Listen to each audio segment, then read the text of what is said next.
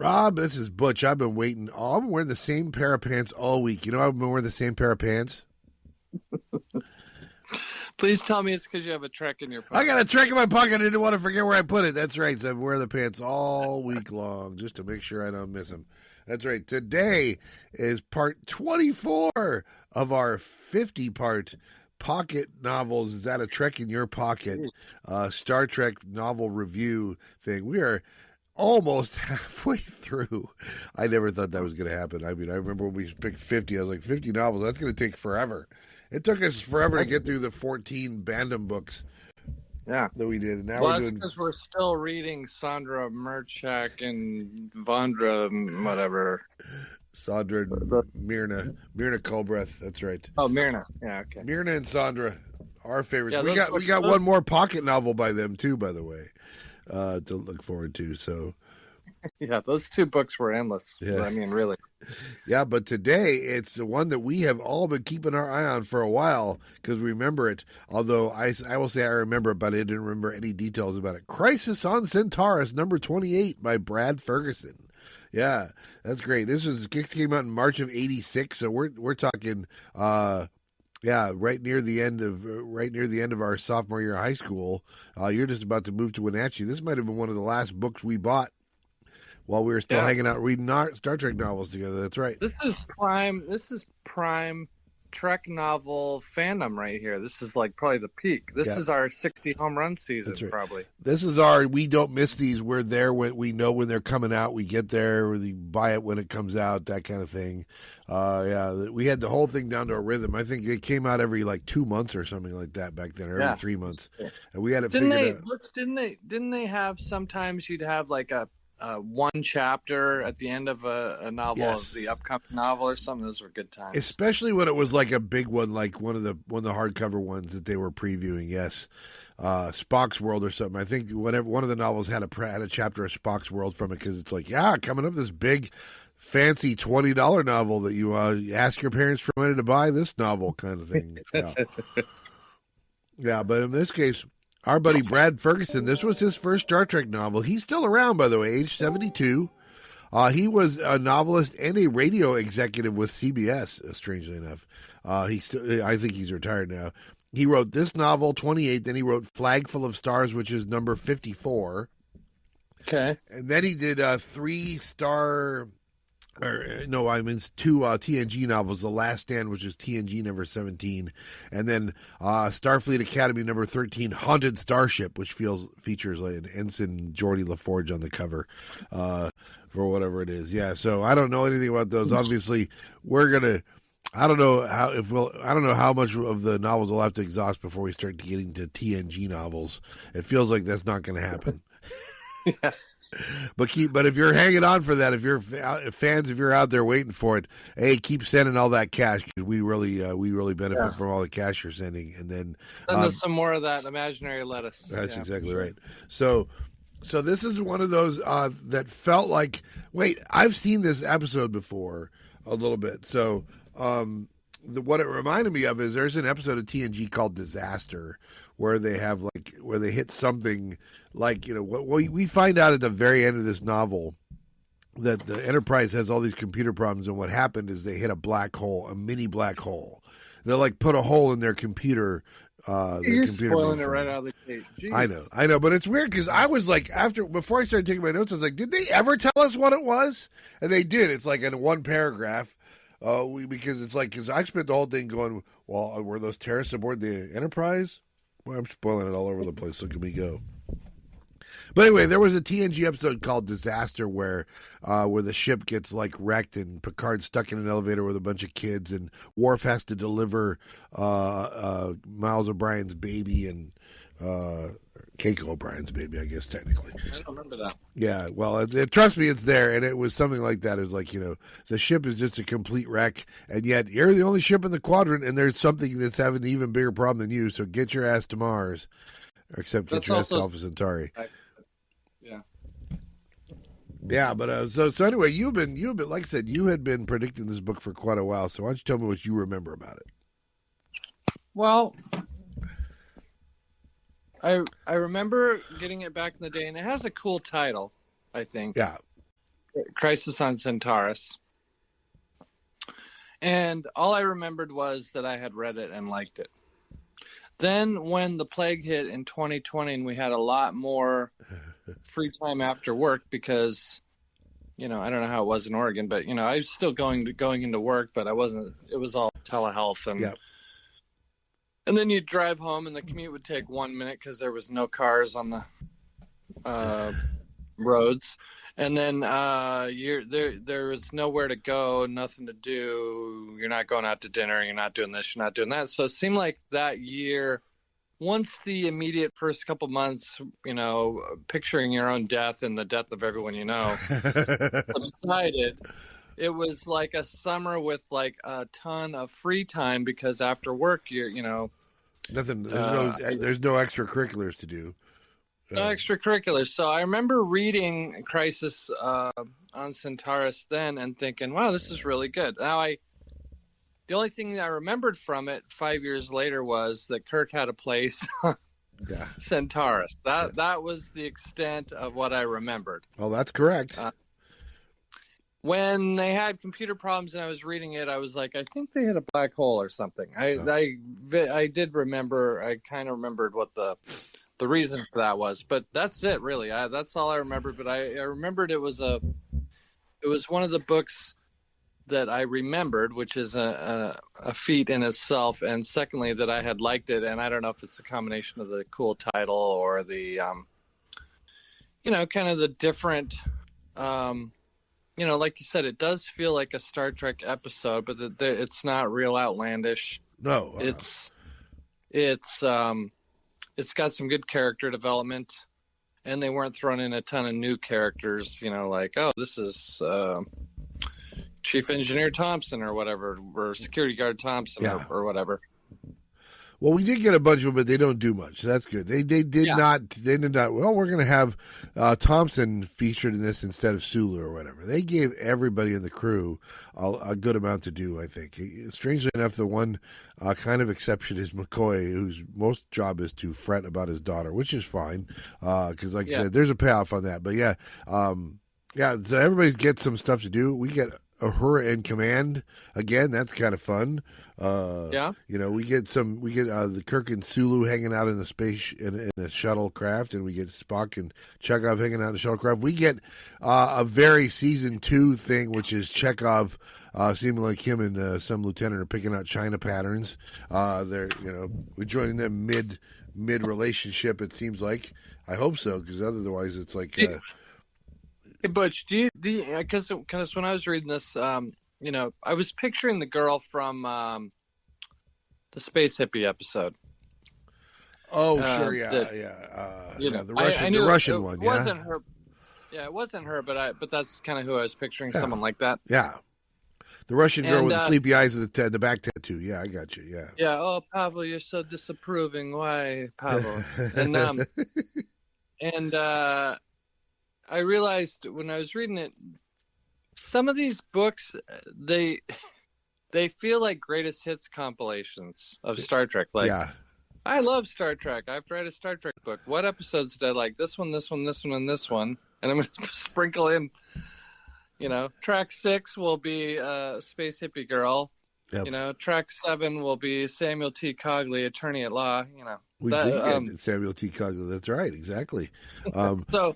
It's funny you mentioned the Russian girl. When I'm picturing the girl that Chekhov's in love with in this one, I am picturing the Apple, the girl who he's canoodling with on the planet with the poison dart flowers and the exploding rocks and the lightning bolts and the bonk on the head. So so we each picked somebody different. But there is no mistaking the fact that there is a Samuel T. Cogley actual appearance in this. He is, of course, from season 1's court martial. He defends Kirk in court, and now he has an even tougher case to defend, which is a group that apparently is responsible for the bombing that killed almost 1 million people on Centaurus. That's going to be a tough one to win over. But, it's based on the idea that Cogley's an old-fashioned one. It's like everybody, no matter how bad they are, deserves a fair representation in court. And that's me and I'm not going to get them off, but I'm not going to have them, hung up on a tree outside. They're going to get their fair day in Federation Court, and that sets up why we have two sets of villains in this episode. So the first set of villains is the aforementioned League for a Pure Humanity. There, I guess, comes some kind of xenophobic group that says that Centaurus should be for humans only. We don't want Andorians. We don't want Tellarites. And while we're at it, it would be great if you get rid of the blacks and Asians. That'd be great too, kind of a thing. They mention those, but again, it's very brief mentions. We don't really get an idea for why. I will say that Star Trek Enterprise played with this idea in their last season. They had a group that was I can't remember what they were called, like Homeland or something like that. That was a Federation the Earth should not get involved with any aliens. We should have, instead of a Federation, we just should have an Earth government, and that's it, and leave the aliens out. So this is an idea that translated later and stuff. But the other villains, of course, are now that the capital of Centaurus got blown up, they have some backup president in President Erickson, who's in their backup capital, and he has like a couple other ministers, and those guys are like, all right, we all lost people in this. We're going to find that hoarder, and we're going to string them up. I mean, we're going to find those terrorists, and we're going to string them up, right? Because poor Schmitter got seared to a crisp. I'm sorry. That's what it felt like. It felt like they were like, they got to get revenge on the rock monster, but in this case, they got to get revenge on these terrorists. And I was like, I get that. You probably think, what do you do for people that killed 1 million people with an antimatter bomb? You probably send them to a rehabilitation colony for 6 months, and then they're better, and then they get to be citizens again. And that's probably, I imagine, as much as a semi-utopia as Star Trek tried to set up, that's something that most people are like, I'm out. I'm not dealing with that. Those Jews need to die, right? I don't care if we don't have a death penalty for them. Maybe they'll just accidentally fall off a tall building or something like that. We'll figure it out. And so Kirk has to protect the worst people in this novel from the second worst people in this novel. I think that's fun. That's a fun set. Yeah.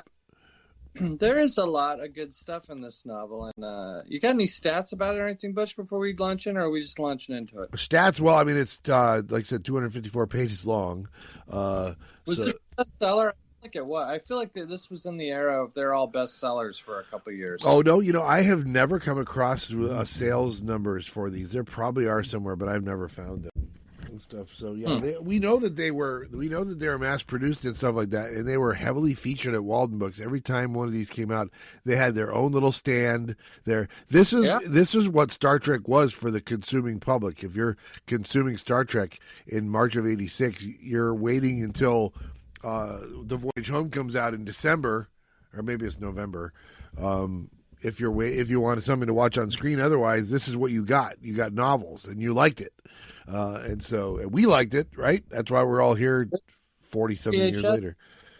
Yep. They weren't really VHS yet. No, that's right. 4:00 reruns on the local cable access channel. Yeah, that's exactly right. And you got the episode they wanted to show to you, and there was no, we didn't have access to even taping them off TV. So I don't think the movies came out on VHS till like 88, or most of them.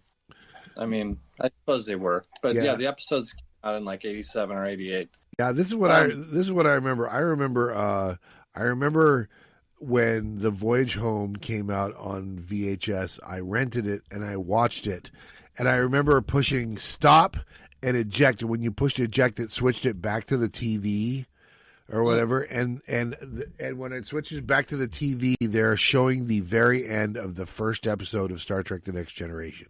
I was like, wait a minute, I could have been watching that. I was like, I could have watched this movie an hour after the show was over. What the hell? Yeah, because you missed the first episode? Well, no, like I said, I saw the last 3 minutes of it. I saw it when the little space jellyfishes are flying up into space after they discover that one of them is on a planet being forced to bend reality to make this colony work or whatever.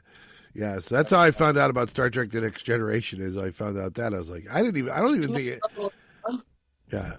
I think I'd heard it was happening, and that's how I found out when it started. Is then. So. Oh boy, we had a party in Wenatchee. Absolutely, as you should. As you should, for sure. Yeah, but here's the thing. I think the other problem is the one friend I had in Idaho Falls who I probably would have watched it with after, in '87 is my friend Reed, who also is a Star Trek fan. But there was some sort of a formal dance that night, and I didn't go. And Reed went to all that shit, so I'm surprised he didn't take 2 dates to each of those things. Balls deep every time there was a dance. Well, that's a rumor on the street. It's a rumor that Jeremy Foreman, our buddy Jay, has been propagating for a while, for sure. So yeah, so I thought that the vengeful planet people in this, because again, that's what it kind of made me think. First of all, Devil in the Dark, like I said, but also a little bit of Wolf in the Fold, where they're like, Mr. Scott, you killed somebody, you're going to pay our price, Oh, did you hear? Yeah. So I didn't see, when I was reading it, I didn't see the Devil in the Dark connection, but now I totally see it. Yeah. They're pitchforking, and then the other thing is we've done 20. This is 24 of the pocket novels we've done now, and it seems like there was an episode. I'm sorry, one of the novels had as an assistant engineer a redheaded female Scottish person as Scotty's backup, and he's kind of like having a kind of crush on her. And this time it's a redheaded big male secondary chief engineer, McPherson. I thought that was funny that the novel writers are separately coming back to more Scottish engineers. I guess that's weird. Yeah, which I guess was a thing, a stereotype, but not really in our lifetime. But, the 1700s, yes, exactly, with the Fulton steam engines being built and stuff like that. What I liked about that character, though, was he was easy to picture. It was easy for me to picture a big, Leif Erikson type. That's right. Wearing his kilt and it's like there's Scotty, there's a lot of ox. Me poor beards. Yeah, and I think Ferguson did a little bit of the the Chekhov warbles and the Scotty this and stuff like that, but not as bad as some of the authors we've seen where it's like it's hard to, you have to Google Translate, help me with this, so. And we get an Mbenga sighting on here and everything because, when there's a medical emergency, they bring in more doctors. And so Mbenga is like an expert in crisis situations, which is interesting because, Did we get a cowl in this or a Kyle? I don't think so. That would have been fun. He's one of those side characters that was in a lot of episodes, and you're surprised he's not in more of the novels. Yeah, I like that he was in... I think he was in the novel for the motion picture, right? Yeah, and he was in the movie for Star Trek too. So yeah, Star Trek, the motion picture, the book, as I like to call it. Yeah, motion picture, the book. Because we do care about these characters, even the less frequent recurring characters, and we always want to know what happened to them and what else did they do outside of the 20 combined minutes we saw them in the original series. So I do like that stuff, and so it's always a treat when you get someone where you're like, ooh, yeah, I remember that person. I remember Mbenga. He was in 2 episodes. That's exactly right. He's in probably 75% of the novels we've read on Pocket Books. Yeah, that's funny how they really glom onto that character. Well, we do get a character that we've never seen before, but the rumor was that they had written into scripts that never got made and stuff, and that is Joanna McCoy. Guest star of the week, Joanna McCoy, daughter of Bones, which means we're going to get a scene where we have the meet cute between Bones and Kirk and stuff like that, and also a little girl, Joanna version, who's now like grown and is in nursing school or whatever on Centaurus, and everybody's worried about this. She's mostly a MacGuffin in this. It's like, when will we find her, and where will we find her, and what will she be doing when we find her, kind of a thing. She's one of that. She's someone, if you asked any real Star Trek fan, and I mean old Star Trek. Us, yes, exactly. Who, if McCoy has any family, they would say, well, he has a daughter, Joanna. Yep. Everybody knows that. What's she from? Oh, nothing. It was in a script somewhere. That's what we know, yeah. But they give us what we want right here in the novel, so there you go. Yeah, and it's from I don't know why I'm drawing a blank on what the Space Hippie episode's called. What's it called, Butch? Way to Eden. Way to Eden. Jesus. Yeah, it's from the original story from Way to Eden, where isn't that right? One of the space hippies was going to be Joanna, and Kirk was going to try and put the move on her or something, which would have been so cringy. Especially the way we know it now, it would have been really cringy. Yes, exactly. Oh, yeah. I remember when you were a little girl, and I used to wear a T-shirt that said, that had a date on it. It was the date you turn 18. Yeah. Oh, wait, that's the movie we just did. That's Bert. That's Bert from Cabin Fever. Never mind. That's, Space Fever or whatever. And Space Fever. Comet Fever, maybe. And that would have been terrible, but you could have had the episode where she's one of the space hippies and Kirk doesn't. I mean, that would have been an easy fix. Just don't have Kirk the moves on her. Absolutely. I think it's better for her to be following in Dad's footsteps rather than, being a space hippie. But it would have been an interesting juxtaposition. It would have been really interesting to see McCoy as father figure for actual child rather than father figure for Kirk and stuff like that a little bit. Yeah. Would have loved to have seen a Joanna episode. Yeah. In the show. All right. So 60s actress who could have played Joanna McCoy. Well, I mean, geez. Well, because how old would she have been? 20? Something like that. Yeah. Okay. Well, you could have had anybody. You could have had anyone. We didn't know any of these actors or actresses anyway. I mean, people would have known. Young Angie Dickinson. We'll go with that. I have no idea. It's really fun when I'm watching Alfred Hitchcock Presents or The Twilight Zone, because everyone, especially Alfred Hitchcock Presents, everybody you've ever seen in Star Trek is in Alfred Hitchcock Presents. That's exactly right, yes. The Venn diagram is a very solid circle connection, yes. So those you'd see people on TV and they'd be in all the shows. They'd be in, later they'd be in Columbo or The Man from Uncle, whatever, and Hawaii Five-0. So you could have had anybody to be her, but it would have been really cool to see Dad McCoy, Officer McCoy versus being, Dad McCoy or whatever. I think that would have been really fun, but I think this is because we never saw her show, like they could have had her show up in one of the movies, whatever, lots of stuff that never happened for whatever reason. It never happened. So this is as good as it gets for, if you've got a Joanna McCoy itch, this book is, I think probably, I'm sure she shows up in other books too, but. Well, we'll know when we get there, but we have not gotten there yet, right? I mean, I'm assuming you go far enough in. By the 2000s, somebody's probably written a 10 book series on her or something like that. So you have like a situation with this book, which is kind of a nice combination of bringing back some old, lesser known characters. Yes. Sprinkling some new characters that aren't just totally random, but that callbacks to like the Joanna thing. Did you until before you read it last year or during COVID? Did you remember Cogley was in it?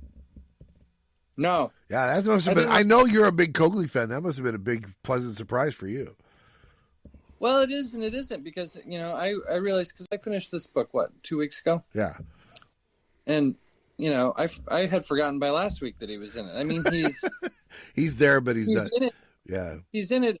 It's the most underwhelming use of him you could possibly have. So it's kind of a bummer. He doesn't sound like, I thought the author did a good job of Spock was acting like Spock, Kirk was acting like Kirk, etc. Yeah.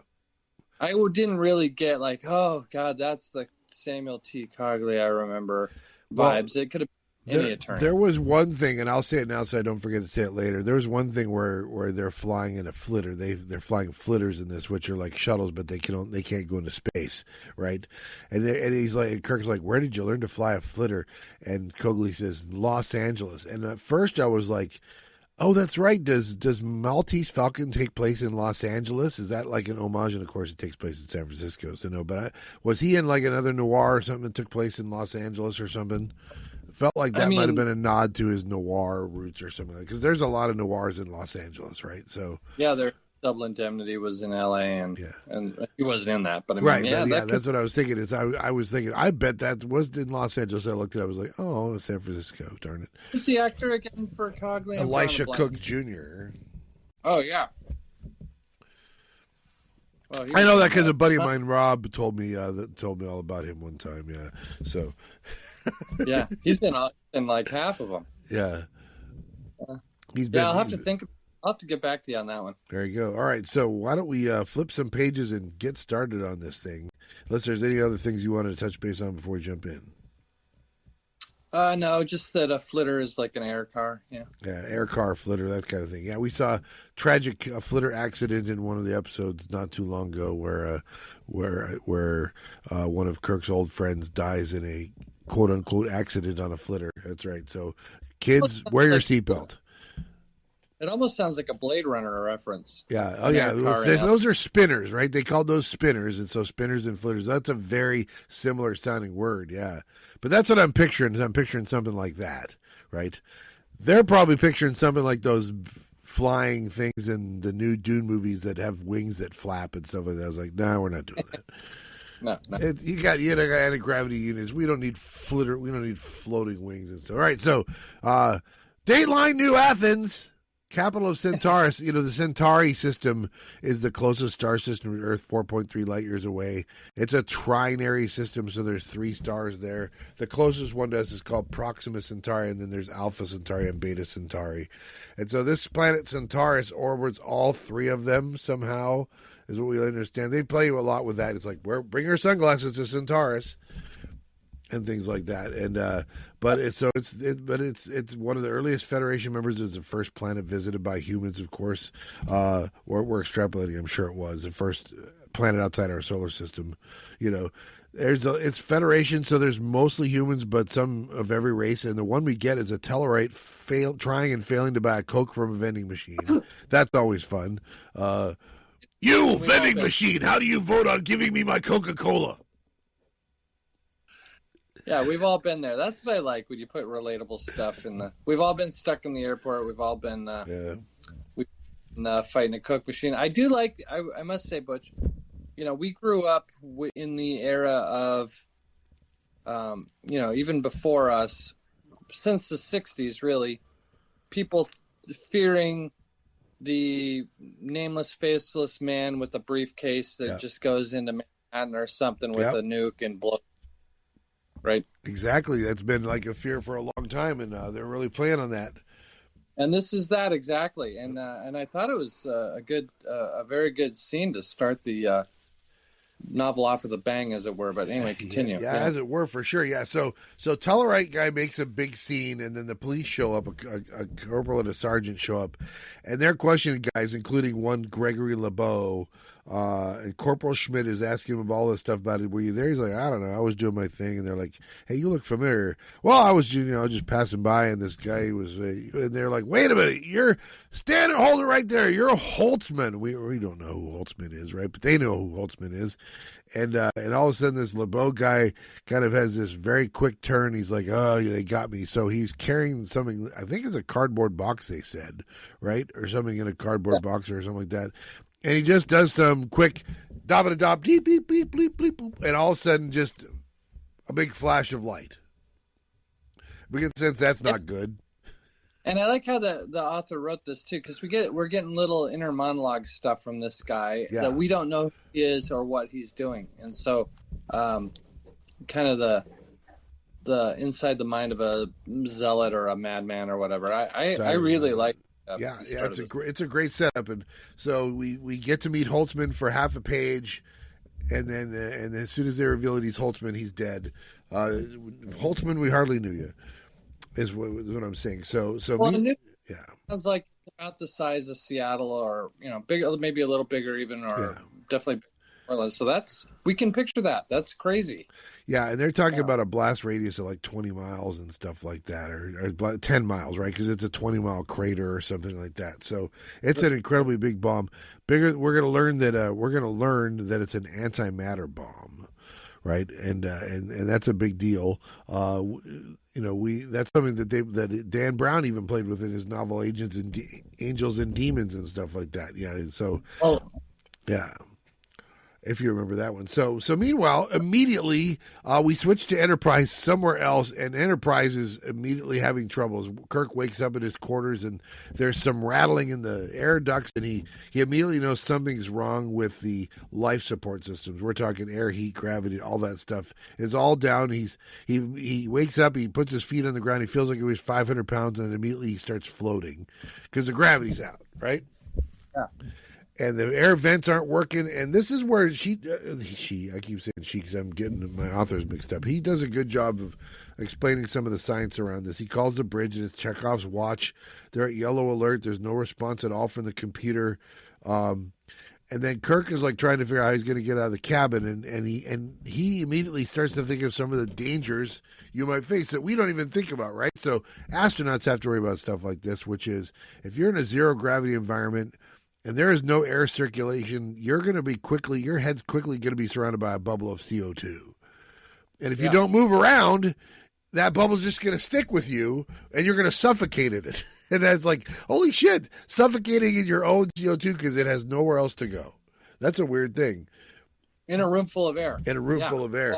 Yeah, and immediately you don't understand just how big of a problem like a big blob of scalding hot water might be, is because we get the scene of when Kirk makes it out of the corridor, Sulu's wearing a towel and is floating through the corridor, chasing a big blob of hot water with a bunch of other towels. I was like, okay, that is now officially the weirdest thing we've seen Sulu do without a shirt on. Yeah, it was the foil thing, but now it's chasing a blob of water. I thought that was great. We've seen lots of episodes in, and there would be lots of episodes in Next Generation and subsequent iterations of Star Trek where things go wrong and the many, many, many backups fail. Yep. But it's still, it still has you going, how in the hell could this happen? And Kirk's even saying that, like, why aren't the backups working? And, why is everything out? Nobody knows. And that's the kind of puzzle we're used to in Star Trek, that we got 52 minutes to figure this out or whatever. Exactly. Right. And I think if I'm going to say what's one thing that I thought was problematic about this book is that we see a bomb go off at the very end of chapter 1 on Centaurus, and the first paragraph in chapter 2 on Enterprise somewhere else is something has just gone wrong, and you're like, are these two things related? The answer is they are not. But the way that it's structured, where they go immediately from the explosion to the problems on Enterprise, makes it seem like they're related. And they are not related. And I think it's just, that might be an error on my part for making the supposition. But two completely unrelated events are confounding, are adding up together. That means Kirk's going to have a long week, is what I'm saying. He's having a... Yeah. So he does get to the bridge, and the Spock's already at the bridge by the time he gets there. We see one guy who's going to appear several times, Lieutenant Sidrakis. He's also from Earth. He has family on Centaurus. We're going to learn later. He's at the helm. He's a backup helmsman, and he's wearing a San Francisco T-shirt because I think he was also off duty but made it up to the bridge, kind of a thing. Do you think they were inspired by this book when they did Star Trek VI with the globs of... Oh yeah, everything? Oh yeah, absolutely. As soon as that, and as soon as I was going to say, as soon as Terminator 2 figured out how to do it, as soon as James Cameron, those two movies came out the same year, except Cameron's doing it a little more difficult with the liquid metal that has reflections and stuff like that. But yeah, I'm thinking they were like, that's a cool idea, and as soon as technology allows us to do that, we should do that. Yeah, so that's very cool. And I guess it was 2 years earlier with blobs of water in the Abyss in 1989 too. So yeah, that definitely was something they were thinking about. It's cooler when it's Klingon blood. Let's all be honest, but it's fine.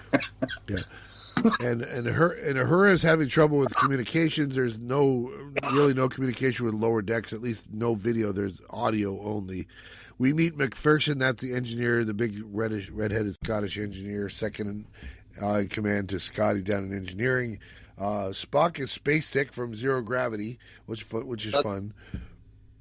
Green in the gills, as they say sometimes. Am I right? Yeah, I don't buy that, but it was fun. Yeah, they do mention that that Starfleet still does zero G training, even though there's no such thing as zero G ships in Starfleet anymore. But they still do the training. And why do you do the training? Because of this. That's why you do the training. So there you go. And the other person we meet is Nurse Izzy Harry. She's up tending to Chekhov's eye because what happens to Chekhov? He gets injured. That's a Chekhov thing. Chekhov's eye has been hurt by smashing into something on the bridge. Had a smoking hot chick in the motion picture helping him with his hand pain. Yes. He gets the ladies like him. I think it's because he's a little fella and. Kirk, he's little. He is like 5'3". So Kirk noticed that she's gorgeous. We are always going to point that out when it happens, and then they are made aware by Starfleet that there has been a disaster on Centaurus, and Kirk says, "Well, we need to go to Starbase 9 for computer repairs," and they're like, "Nope, this is a code Hellfire emergency on Centaurus. You're the closest ship. Get your ass to Mars." Do you like Code Hellfire or whatever better than whatever they said in the Doomsday Machine? Oh, come on, we haven't had any R&R. Doesn't matter. Get over there. Yeah, this is a. You mean immunity syndrome, of course, but yeah, I see your point. Yeah, the other one where they're all too tired. Yeah, exactly. Except they're literally their ship is almost not working at all. It's just going to make it a little more degree of difficulty because the stuff that they have to deal with they can handle even with their wrecked ship. But it's just one more thing to have to deal with. We've had a book already where it was just computer problems related to just computer problems, and stuff like that. So it feels like, but that feels just like an episode of the original series, right? I mean, the computer problems and then having to take the shuttle because the transporters aren't working is a very very original series kind of a problem. So hey, Butch. Yeah. You remember court martial, Kirk's flirting with the cute attorney. Yes. On the spaceport or his whatever. Girlfriend, yes, exactly. Denise or whatever, having a drink. And the other officers are being, I don't know, cold to him. Yeah, he killed Finney. You darn jerk, Kirk. Kirk the jerk. Yeah, I remember that. Yeah. But and there were other episodes where you got the impression that, well, Kirk's a hero and well respected. There is an element of jealousy or resentment. Yeah. Some in Starfleet towards Kirk. Yep. Right? You picked that up absolutely, before. Absolutely. And that's natural that there would be, no matter how big of a hero somebody is, especially when you're one of the other potential heroes and that guy gets all the glory, you're going to feel jealous, yeah. So I wonder if there was someone back at Starfleet headquarters, because I don't know if they know what happened on Centaurus. They know there's an emergency on Centaurus. Yeah. But I don't think anybody immediately knows what the emergency is because there's no communication. So I wonder if some people were like, oh, Kirk's such a hot shot, so what if his ship isn't working? Send him anyway. He's Mr. Big Shot, cluster of valor guy. with clusters, yes. Cluster of valor with cluster, yes. Figure out, Kirk. Come back out. Let's see how great you really are. Let's see if David is as smart as we all hope he is. Yeah, that's right. Okay. I'm crossing over. That's right. So then now we're going to go back to, it says, Chapter 3, long ago. We see Ensign Kirk on the USS Farragut. There's some sort of a pirate battle in Epsilon Canaris 3, and he has a grievous leg injury, almost lost a leg, has to go to a Starbase 7 for rehabilitation. That's where he meets a Dr. Leonard McCoy. Call me Bones. Now, this is where I suspect 16-year-old Butch and 16-year-old Lord Robe are like, nom, nom, nom, nom, nom, nom, nom, nom. Oh, yeah. Like, just give me. Oh, backstory on Kirk and how he met McCoy. Yep. I'm gobbling it up. That's the kind of stuff novels exist for, I think. Build your lore. I like that. Exactly. So Kirk is, they go on a vacation with Bones to Alpha Centauri. He meets McCoy's daughter, and when McCoy's daughter approves of Kirk, then that's how he knows we're going to be fast friends forever, kind of a thing. Bones does. And then, did you remember the Kirk's or the Joanna McCoy stuff? And when you had read this previously, did you remember that going in? Or I just remembered she's on the cover. That's how I remember she's in it. Is that she's on the cover? I don't remember any of the details about her other than feels like a medical field. That's what I remember. She's in the medical field and she's in the book. That's all I remembered about it. Okay. And it's because she's on the cover. So, and the little blurb says that. I just, and there's a crisis on Centaurus. Yes. Yeah.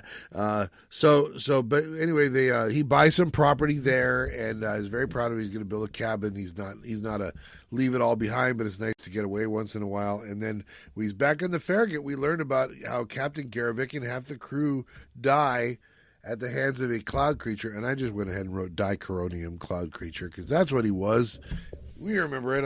It's fine if Brad Ferguson doesn't remember. It's a dichoronium cloud creature. It's fine. Yeah. And so he decides he immediately calls up and changes the name of his new property to Garavik Valley in honor of his dearly departed captain.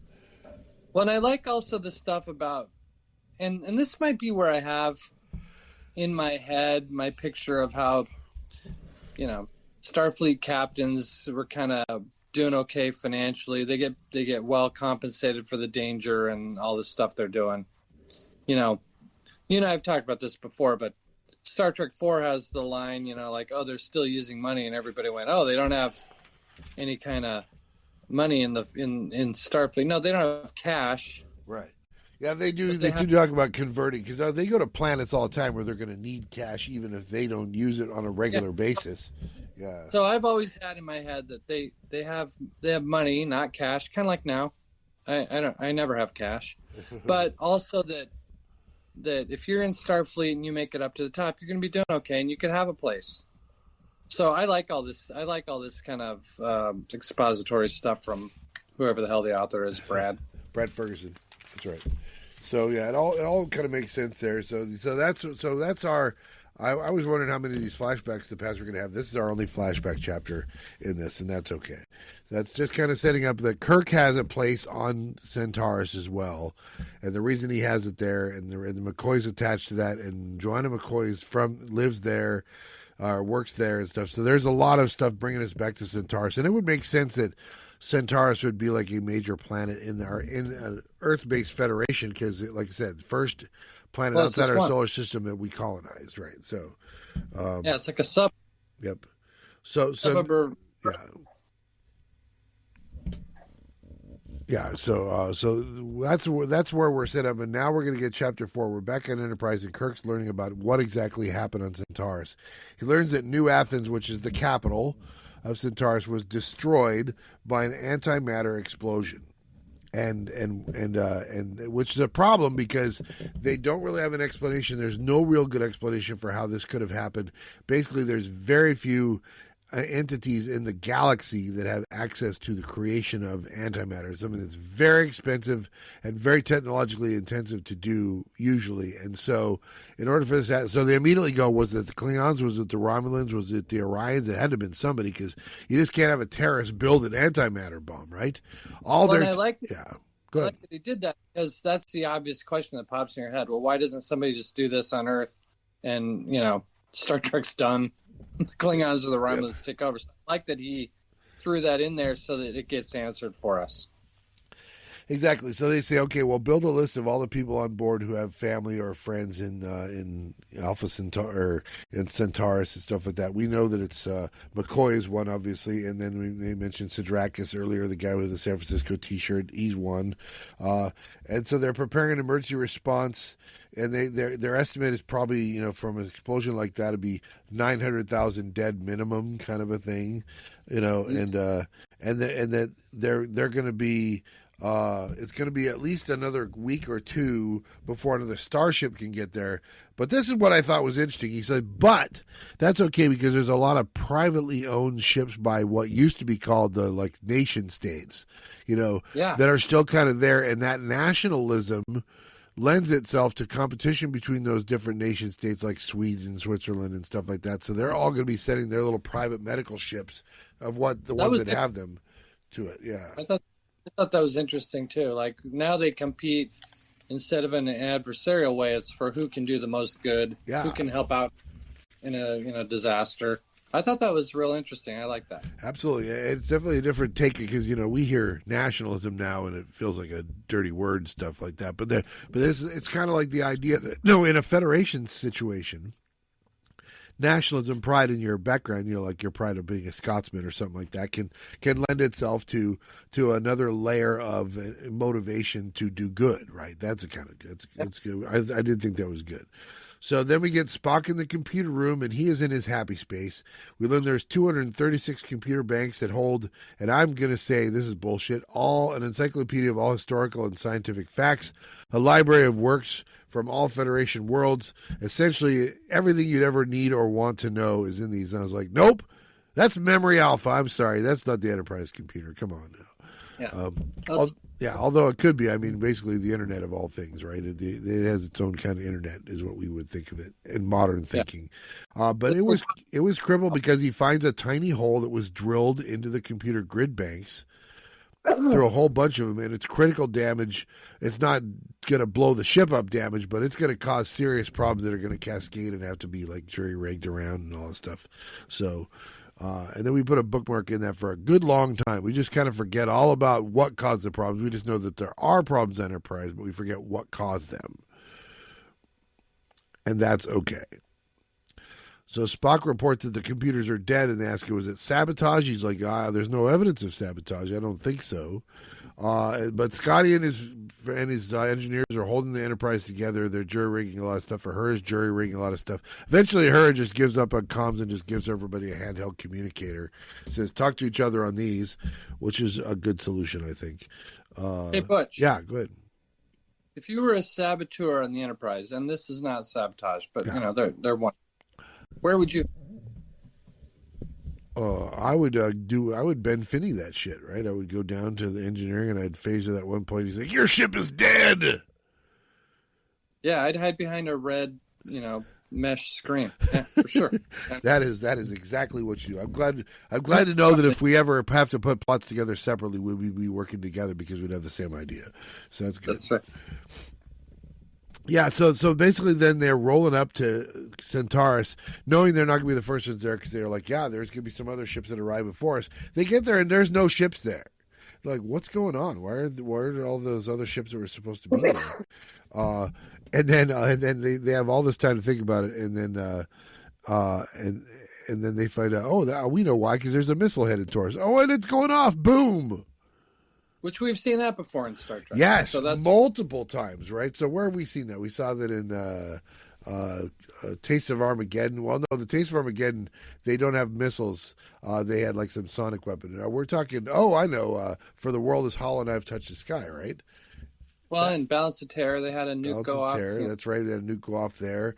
Yeah, so there have been times when it's missiles and times when it's just atomic explosives nearby, like in Balance of Terror and stuff like that. But we know that the Enterprise can survive a nuke nearby. Yeah. So that's good. But it doesn't like it, but it can handle it. Yeah, it doesn't like it, but it can handle it. That's right. So now we visit a place called Gregory's Landing, and this is where we're going to meet up with the three Barclay and his team of douchebags. They're the bad guys. They grab a flitter to get out of Dodge because they're on the run because they're the terrorists who blew up New Athens. Or what? They were with Holzman who blew up New Athens. Yeah. I was a little. This is the first little bit of disappointment for me in the novel. These villains are pretty generic. Yeah, those guys lame. are for sure. Yeah. Yeah, and they don't really pay off at the end. So I don't know. It's kind of a bummer for me. I still didn't really buy the explanation, but someone should have told Ferg that you have to have compelling villains. You can't just have some putzes. At best they want to lecture to you out of some 1800s political science book, and that's not a good way to set up villains, I suppose. No.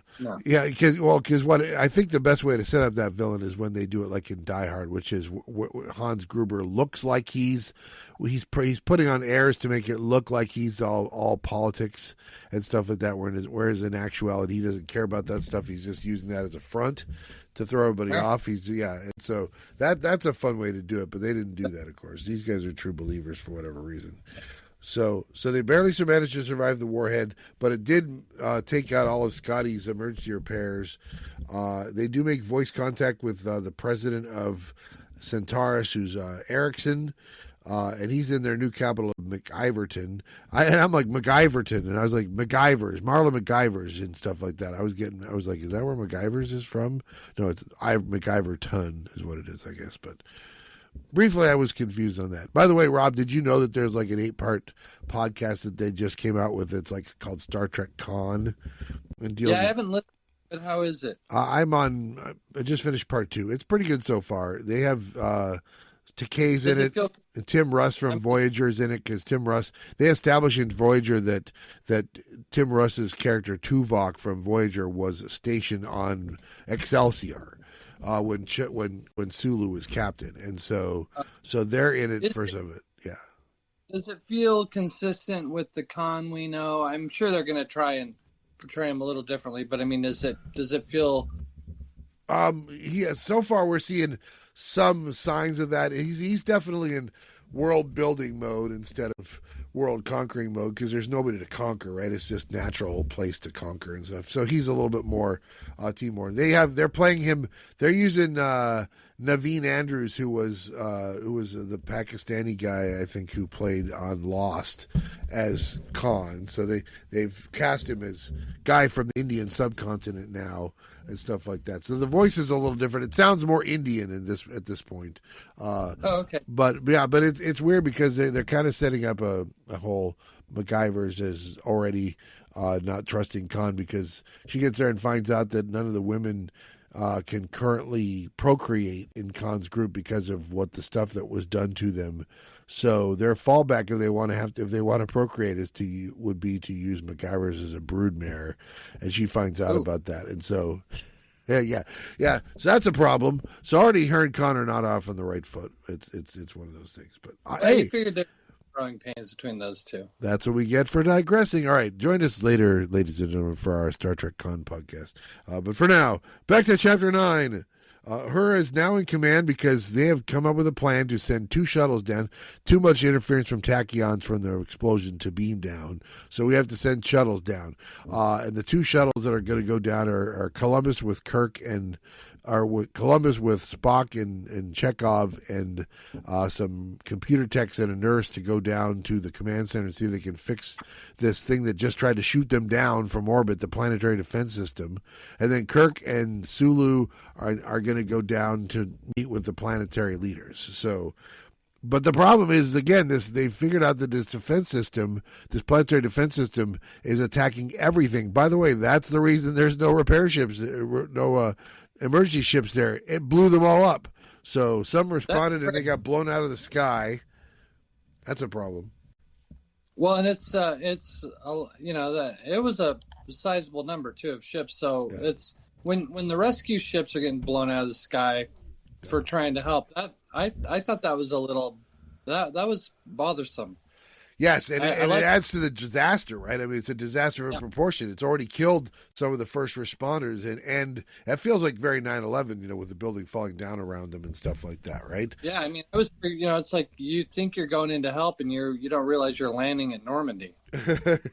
Yes, definitely a problem. You definitely want to know that going in. So they got to figure out how to get down to the planet. So they have this plan that the Enterprise will watch them, and when the missile comes up, an Enterprise is going to try and shoot it down. And in fact, they do. They succeed.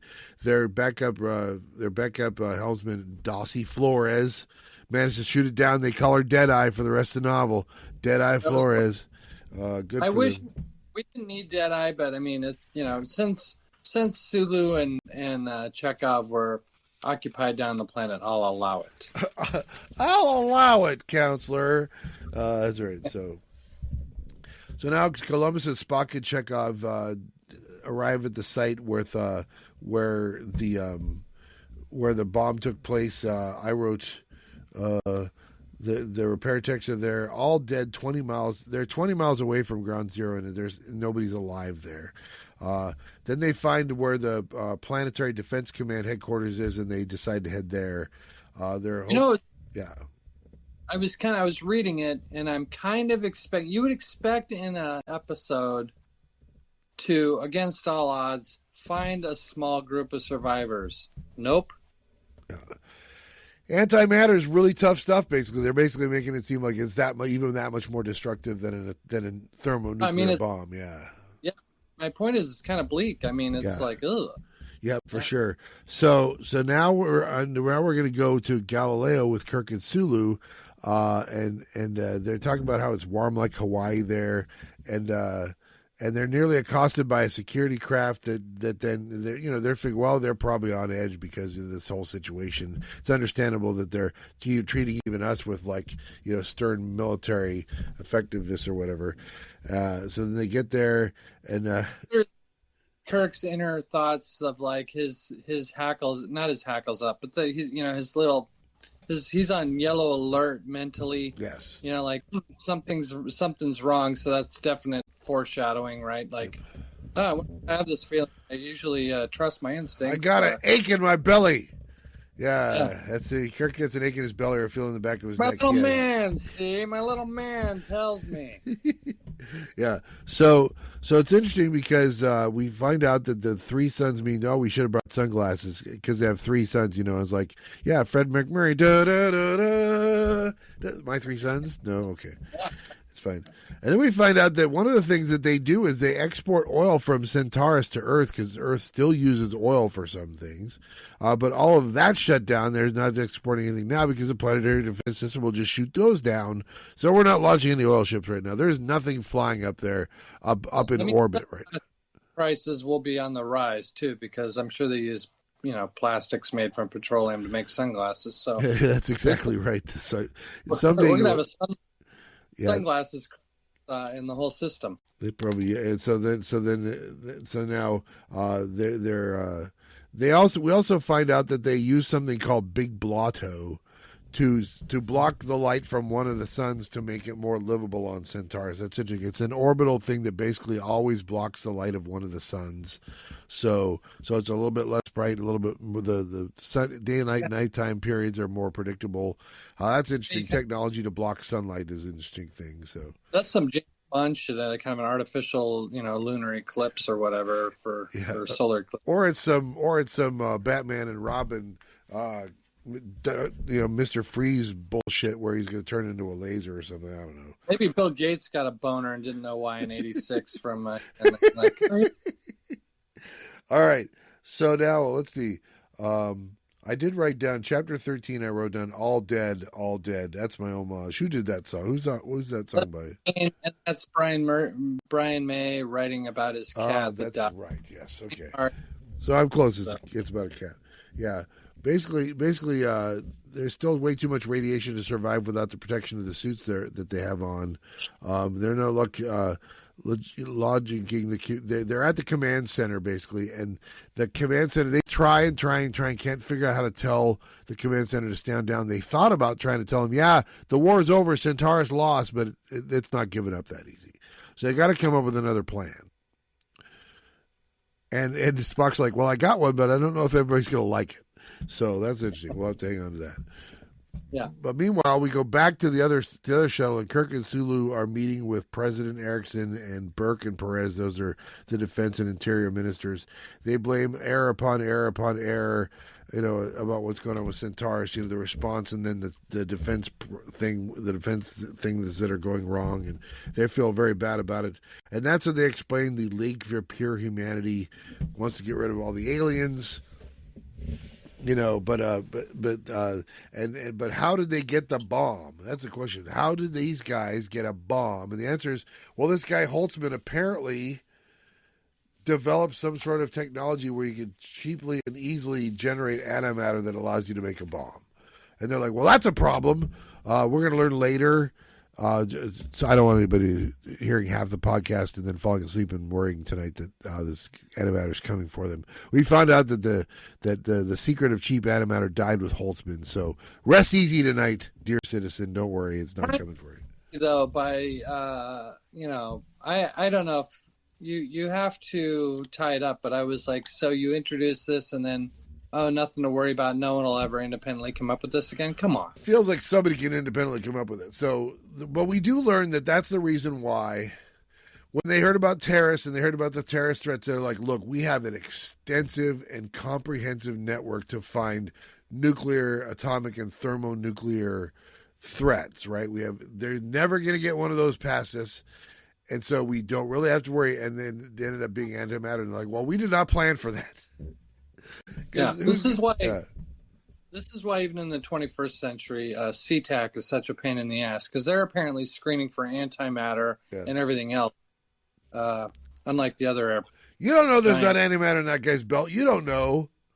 It's true. It's true. There might be. All right, so yeah, Spock's got the solution, and so that's going to be a problem. So the solution involves going to the base and using some power packs to like really push the computer system. They're going to launch all of the defense ministry's surface to orbit missiles simultaneously, with the object of they're going to try and use the command center to control all of them, to ignore all targets and just fly straight into one of the suns.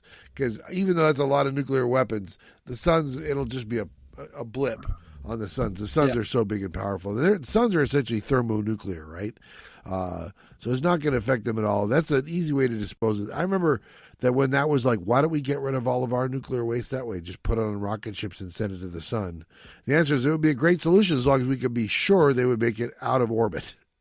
What you don't want to have is that idea, and then the rocket doesn't make it out of orbit and it burns up in the atmosphere and spreads the nuclear waste across 2 continents and stuff like that. So that's why we don't do it. But that was a solution for a while. Yeah, I like that the answer, because they try to, it's like, oh well, we could reprogram these, size of the enemy target, because the computers are acting all wonky down there, basically. Yep. And all the things that the reader thinks of, Spock thinks of, and then it gets answered as to why that won't work. And so then it's like, well, you're going to have to just shoot your whole wad and hope that it doesn't clip the Enterprise on the way out or do something else. And hope the Klingons don't arrive. That's right, exactly. But one problem at a time. That's right. So yes, I do like that. I thought it was creative of Spock. I thought he was going to do something else, but that's what he did. Yeah, and it turned out to be a pretty good one. But of course, that's going to depend. The fallback is they're going to have to, if they go into orbit and they don't go to the sun, they might try and find a target and stuff like that. So Enterprise has to be careful. So they're on alert. But it all goes according to plan. Chekhov has to push the power pack past it. So he said back in the old days in Russia we used these all the time. We learned that if they were running out of power, you could push them, overload them. They'd never be usable again, but you get like 20% more energy out of it. So he does, saves the day.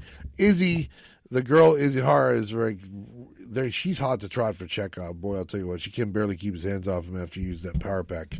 That's guys, if you're struggling, I hope Jay thought of using the power pack move last night on the girl he had a date with. That's what I'm saying. Is that I'm having failure to launch sometimes. I gotta get my I need to stick my hand in the socket or something and get that done. There you go. So now Kirk and Sulu are at a hotel in MacGyverton. Kirk, we find out, has zero experience at hotels and figures out, room service. I can order room service. And so he does. It's hard. I find that hard to believe. Go to every planet imaginable, and they have bars and everything else. You're telling me they don't have hotels? That is weird to think. Although, maybe they don't run economy-wise the way a hotel on Centaurus does. I don't know. If he's always staying in military places, maybe whenever he goes anywhere, he stays on military bases. I'm like, no, because he goes on vacation. Damn it. So I can't figure. Was it it like the Hilton or something too? I thought that was. Yeah, it was something we recognized, right? So his room service is delivered, and it's delivered by one Samuel T. Cogley in his what got to be the greatest coincidence of all time. I think Cogley found out he was there and managed to engineer that happening. Is what it was. So I see we have a problem brewing because you and I are firmly locked into our camps. You're saying Cogley, I'm saying Cogley. Neither of us will. I'll go with Cogley. Because Cogley reminds me. The reason I didn't do it is because it reminds me of Cogs from the Jetsons. But I'll go with Cogley. Cogley rolls off the tongue, so I'll say that. You don't have to Google it, don't you? We could. I mean, we'll have to watch it, but yeah. I'm curious how he pronounces it now. Am I wrong or? I don't remember, honestly. It's also possible that he's saying Cogley, and Kirk is saying Cowell. It's possible. We at least have to acknowledge that. So Cowgly. Cowgley. That's right. So it's at least possible. So so he's like, yeah, I'm representing the soon-to-be defendants in this case, and the authorities are out to seek to kill them rather than remand them to Federation authority. Kirk's like, yeah, well, my job is to bring them back to Federation authority, and I'm going to make that happen. There's no way I'm letting them try these guys. It's like, we're a nation of laws or a federation of laws, and they're going to get their day in court, kind of a thing. So yeah, I feel like Brad briefly touches on an idea that he could have given more time and thought to, which is this tug of war between doing what you know is right and doing what feels right. Yep. Right. Yep. Like I think most Americans, and Star Trek's an American show mostly. I think most Star Trek fans would agree that, oh yeah, due process and people should have their day in court or whatever. And I think most human beings reading a book would go, what if that was my daughter's hometown that just got obliterated? Yep. I would be on team Centaurus going, no, that's not good enough. Yeah, like we said. So I wish, because, he spends time showing that Kirk has ties to Centaurus. Kirk is, more personally upset than he would be if it was some random planet. And we're still worried about Joanna. Was she killed? Yeah, Kirk's going to want to feel more like probably torn between his duty and, wanting justice, as it were, right? Some kind of retribution. And he just kind of, I feel like the topic just kind of got brushed aside. It got touched on, but not really explored. And I think that would have been an interesting thing to explore. Like, yeah, I know in theory people need their day in court and innocent until proven guilty and blah, blah, blah. But also everybody I know just got murdered and I don't want to let them walk. Yeah, exactly. Because it's a natural thing, right? I mean, it's understandable. You're kind of having to remind people. Yeah, I know you want revenge, but there's a way to get it, and that way to get it is the rule of law, and everybody gets their day in court and stuff like that, and probably want to pull their fingernails out. But we have rules against that too, and but they didn't show much in the way of he might have said like one sentence of I understand. I think we should I kind of want to see them burn too, but I mean, Star Trek's about exploring tough ideas like that, so I think that would have been interesting to explore. But a little bit of a flub on Brad's part, not egregious. But instead, we have Spock and Chekhov and Rollins and Hudson and Izahari doing some light camping. I just assumed off camera, row your boat and marshmallows, but I don't know that to be true. And then they find the Central Medical Complex. And somebody makes a Jerusalem reference. There is no stone left standing on stone. But then eventually they're flying again, and they find Founders Park, and there's survivors, on the ground in Founders Park, and they land. And one of the first people they meet is a Dr. Saul Weinstein, who's doing triage medical. There's basically an unending. Mbenga set it up at the start of this, like Enterprise we will be completely out of our depth. There's no way we can even scratch the surface of the medical need on that planet right now. Yeah. Right? Yep. You could send 20 starships and it wouldn't scratch the need. There's just no way to get the people that need the treatment on Earth to Earth. There's no way, right? So there are going to be people that die even though we're there because we can't help everybody.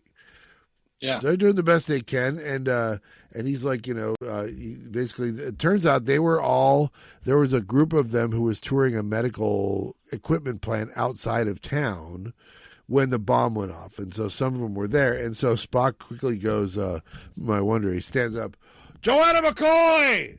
And so somebody raised their hand. He's like, yep, okay, well, that solved that question. She's alive, which is great, yes. I think that's very cool. Spock says, your dad's on the ship, and he'll be glad to know you're okay. I will say that putting her face on the cover made it pretty clear we knew we were going to find her alive. I'm going to say that. It would have been funny if the cover was Kirk and Spock and charred corpse. It looks Kirk and Spock in a cemetery, like cover of Forest by the Scorpions. Like, yeah, well, it was worth a try. And then this is the thing. Then we get a quick kiss for Chekhov from Izahari because she's telling him, "Hey, by the way, I'm staying down here, so we'll catch you later." Well, they were doing our favorite thing, which is falling in love in the course of an hour or two. Yep. Our favorite. But it's destined not to happen for sure. Yeah. And then when Spock goes back up to the ship, he doesn't call McCoy to tell him. He goes back up to the ship, takes a note from Joanna and tells McCoy himself. And I thought this was really well done. The idea that you could tell Spock is like, understanding the emotions of it, and stuff like that. And he's like, I'll do what I can to like secretly lend him some strength if he needs some strength to make it through this kind of thing, blah, blah. Yeah. It's all really well done, I thought. So, and then he asked, can you take me down to the planet? Of course, Spock's going to oblige that. So it's really good. Spock wanted regulations. No, sorry, you have to stay here. 48 hours. That's fine. You have to submit a request, and let's get approved. Hey, so back on Iverton, remember when I told you that Kirk was having room service? Well, while he was having room service, Sulu went out and enjoyed some of the local nightlife, and when he got back home to his hotel room, there was a note from Kirk, I'm using quotation marks, Kirk, saying, hey, I got this powder, what you do if you're probably tied one on tonight, just drink some of this, and then you'll be fit as a fiddle in the morning. It'll get rid of your headache and stuff like that. Turns out that was a roofie. And it was not from Kirk, and so shit's about to go down now. Their bad guys coming for them, and Kirk saps two of them, and then now he's got their phasers, but he knows that there's more coming. They need to escape. Cogley's somewhere else, but he doesn't want to get Cogley in trouble with all this stuff. So he grabs Sulu, and he's going to try to make his way to the elevator to the roof. And there's an old couple on there, and there's some fun thing about it. He's pretending that they're both still drunk and stuff. Roof. Is a roof. Yes, it's a roof, not a rough or a roof. Yeah, we need every Star Trek novel should have a yesh. Yes. Yeah, that's exactly what we get. Y-E-S-H. It's like, what's more Star Trek than that? I'll take this to the captain. Yes, I will. But then as soon as it looks like they're not going to get there, they get to the roof. I said that scene in the elevator with the old couple where they're pretending to be drunk was rice picker level hilarious. Mechanical rice picker level hilarious. A little cringe, but we're going to allow it. So then Cogley shows up in a flitter, and they pick him up and make their escape. And he's like, "Where did you learn to fly?" And that's what he says, "Los Angeles." Leaves it there. So I just assumed that was an homage. And if he was making a steak, it would have been a Captain Pike novel. Au poivre. The pan sauce is really the key when you're making that steak. Yeah, I say this as a guy who's going to spend 2 hours making ramen tonight. So. From scratch. Did you bring the foie gras or whatever that, Foie gras. That's right. All right. So they decide, well, where can we go? What can we do? And Kirk's like, I know where we go. Garrivick Valley. That's where we're going. Set a course to there because it's off the grid, or he seems to think it's off the grid, although I think these guys have access to all the records. So they're going to find out where they're at faster than Kirk was probably hoping that they would. But he figured that's interesting that even in the 23rd century, somebody right in the 1980s would go, it would take somebody a while to figure out where they live. And I was like, it would not take them very long. Yeah. 10 seconds. Yeah, with the internet, it would take us less than 10 seconds. Yes, that's right. So we figured in the 23rd century it would. But that's not. I'm not going to hold it against Brad Ferguson that he did not predict the invention of Google. It feels like you can't hold that against an author. Yeah. So he might have even met Al Gore at that point. So that's true. I'm not even sure. Yeah, Al Gore would have invented the internet by that point. Yeah, that's true. But yeah, he didn't even run for president yet. Nobody knew who the fuck Al Gore was at this point. That's right. That's right. So Tipper was in the scene already, but yep. And so on the flitter with them do they stop and pick up the conspirators, or are they already on the flitter? I'm trying to remember how this works. Yeah. I don't know, because 2 weeks. I mean, it was fresh in my head, but now it's slipping. Well, they get to the cabin and they settle in. And Kirk's going to make some dinner, and then they're gonna watch some old movies on the 3V. That'll be fun. Yeah. And He's then gonna read a book. yeah, and then Did he read a book? And then he reads a book, and I'm told the book he was reading was Asimov's Foundation. Which I love the Foundation books, and you never read those, right? I have not. You were always telling me I need to read those, and I keep saying, yeah, I'll get around to that. Well, and in the 80s, I think like in 84 or something. So the Foundation series, I think, was written in the 50s. Yeah. Yep. And it was a big deal, and it famously won the Hugo or something over Lord of the Rings. Oh yeah, that's famous, all right. Yes. And then in the early 80s, so like 82, 84, he released a fourth Foundation book, Foundation's Edge, and it was a bestseller. And I remember that being a big deal, even though I didn't even know anything about Foundation. I remember it was a big deal that a new Foundation book came out. And then he wrote, another 4 or 5 after that, and eventually tied him in with his robot series, which was awesome. Robot Foundation. That's right. He tied the two universes together. But yeah, that's something you gotta I hate it when people do this to me when they say you gotta do this, but you would, I imagine, like the Foundation series. It's really good. I can so I like would, yeah. I was very happy to see that Kirk was reading Isaac Asimov. That was great. Yeah. Who wouldn't be? Yeah, so everybody should read it, especially if you're a sci-fi fan, I think. So let's see. So now we get a little bit on Enterprise. Uhura's going to raise hell with the Erickson and his government if we don't hear back from Kirk, because they're not hearing from Kirk, and they're wondering what's going on. Scotty and McPherson are doing the repairing. Everything's going well. And then they get a trace of... Then Kirk, while he's on the planet, uses his old... blow off the dust of his old communicator system, but I was going to get a message to Enterprise because there's all this interference. So he turns the gain way up, blasts the message, burns out the radio, but he gets a message through. Enterprise then going, "Hey, are you still there? Are you still there?" And he can't respond because he burned his radio out. Natch.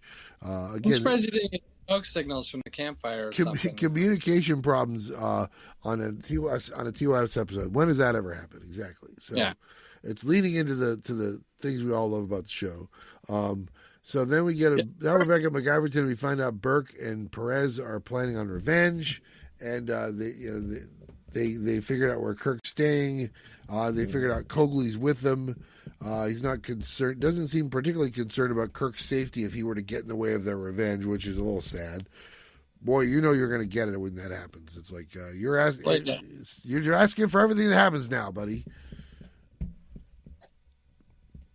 Yeah, I mean, they're pissed off. Yep. I don't even think they're villains really. They're, the only interesting villains are the ones where you can kind of get where they're coming from, and the bad villains are just generic and boring. So I think he's 0 for 2 on the villains. Generic and boring, and given very low level, kind of like knee jerk reaction kind of motivations and stuff. So I agree with that. That's probably the weakest part of this. So now this is where Chekhov and Spock are. And their group are at Founders Park, and they're eating breakfast, and Chekhov and Izzy are like, Izzy's like, yeah, I'm staying, and not just for today. They're going to need help for years, and I'm staying for years. But it's not like Ensigns haven't dropped out of Starfleet to hang with a loved one before. I'm just saying. And he's like, yeah, I'm not that kind of guy. I'm not the kind of guy who wants to get settle down on Centaurus with somebody, even if you're hot and smoking like you are, kind of a thing. So they have their last kiss, and I wrote down, last it was over before it began, c'est l'amour, is what I wrote down. I don't know if that's the correct use of French, but I didn't take French in high school. But well, and they probably, I don't know about you, I've always thought they probably have a support group for this on the Enterprise, because, McCoy has to leave the hollow planet, having love taken away. Kirk's coming back with his headdress on, having his love of his life. Ronnie! Yep. Scotty, when he's not cutting up whores, is having his heart broken by the chick on Mira Romaine. Yes, exactly. Yeah. So I mean, this is like a regular thing on the Enterprise. If someone's fallen in love in a hurry and having it taken away from him, and Spock's not always around to say forget. So that's true. Probably meets on Wednesdays or something after shift. What do you think? if it doesn't, it needs to, because there clearly is a ship-wide need for this kind of like, why can't my relationships ever work? Well, you join Starfleet, and that's not how Starfleet works. So you got to go to a different planet every week, and you just can't hang around the old planets all the time. So that's how it works. Yep.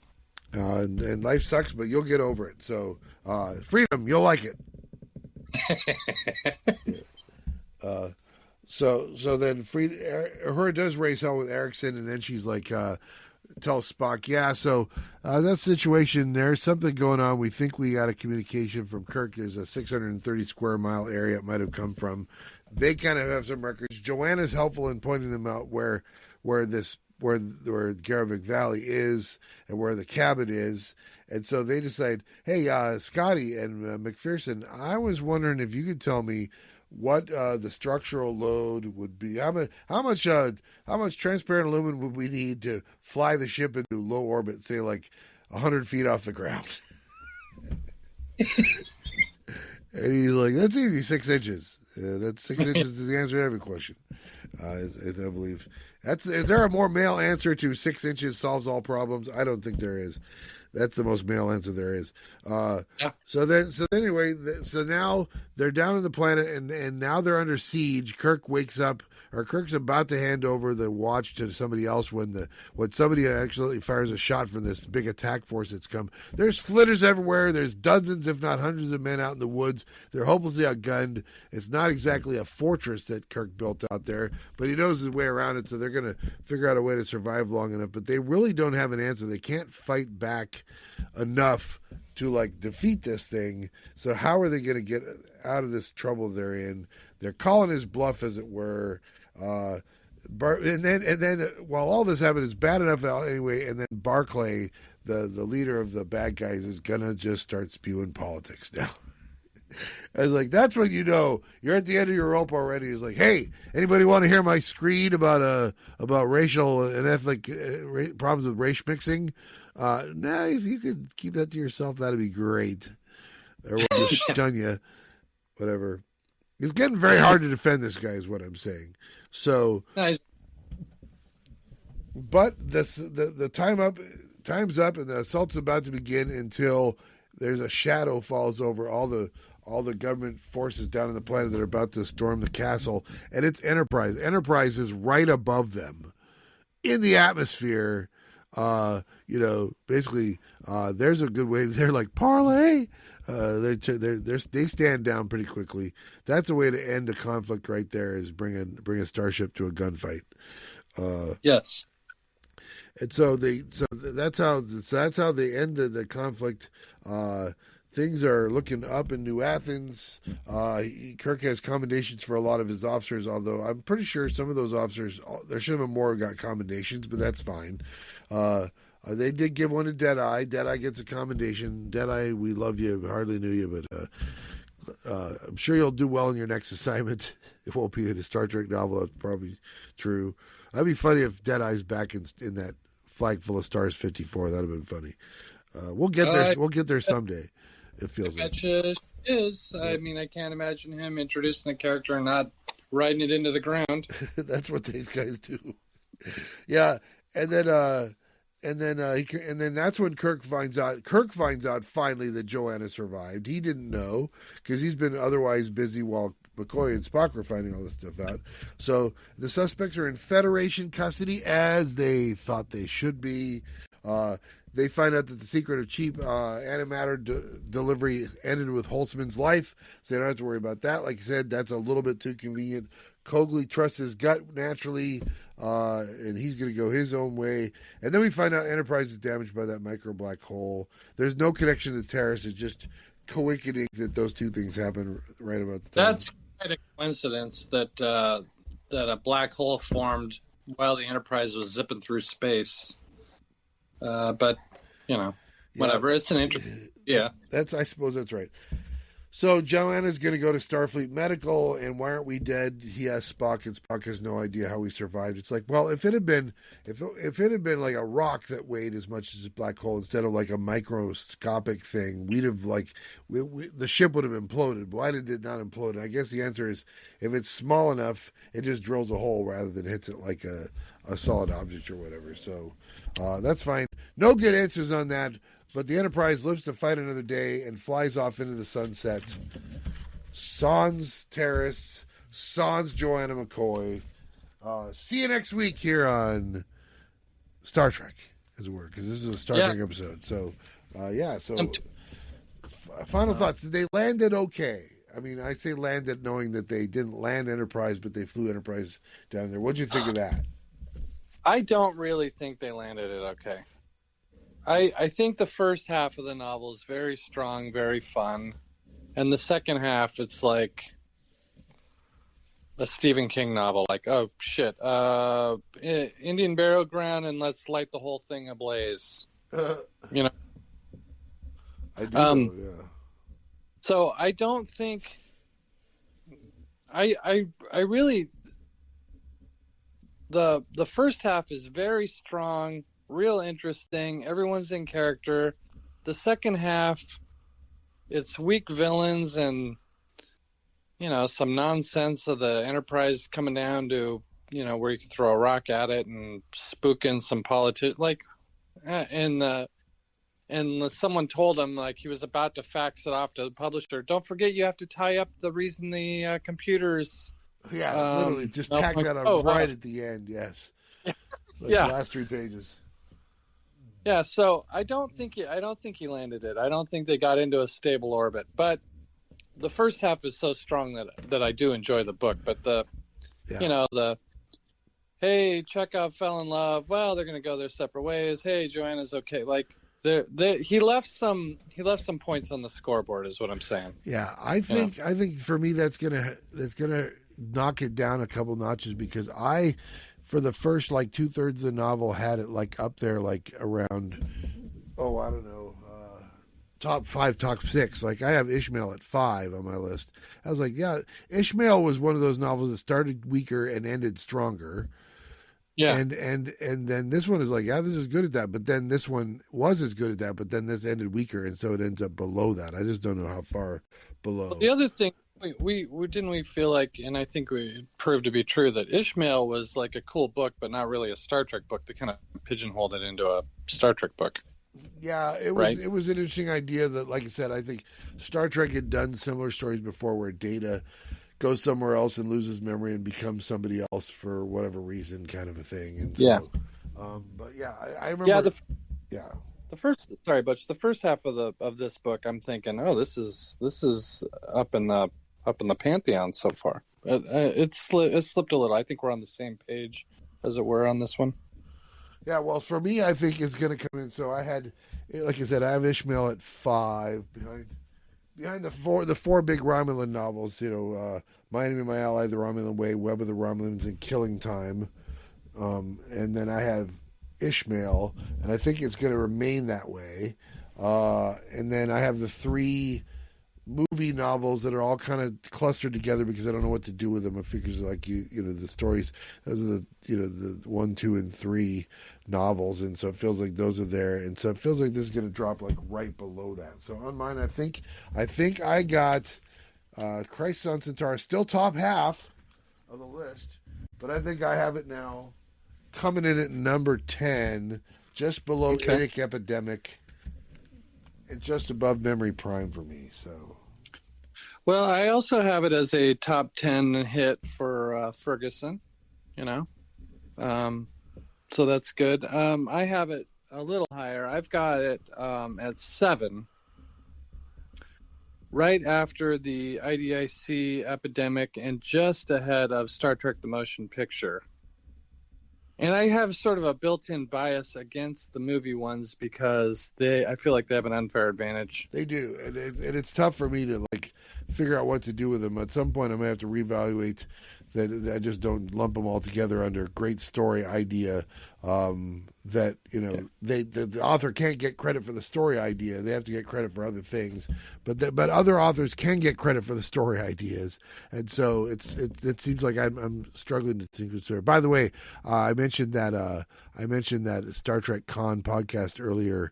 That's written by so and so based on a story idea by Nicholas Meyer. I should point that out. So he's the one who developed the story, and then he's not writing it. So we all love Nick Meyer, and I was watching The Omen the other night because it is October, and right. Of course, friend of the podcast David Warner is in The Omen. Yes, and he was in Nicholas Meyer's Time After Time. Yes, so. Absolutely. Yeah, I am watching for the Halloween season for stuff not podcast related. I am watching the miniseries Haunting of Hill House. So that got good reviews or whatever. I didn't watch it, but it's pretty. And I'm doing it, watching him from midnight to 1 o'clock an episode each night. I was like, that is a recipe for not getting a good night's sleep. But so far, so good. So.